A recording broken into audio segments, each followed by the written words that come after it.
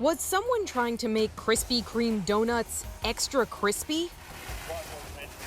Who would have guessed that it's caught on fire again? For the second time this year, an iconic location of the donut chain went up in flames in Atlanta.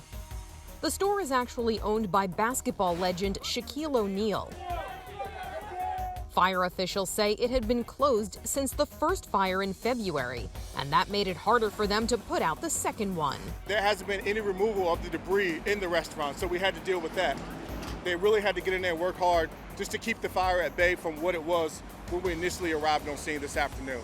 While reports say police are investigating the February incident as arson and actively seeking a suspect, fire officials say it's unclear how this latest fire started.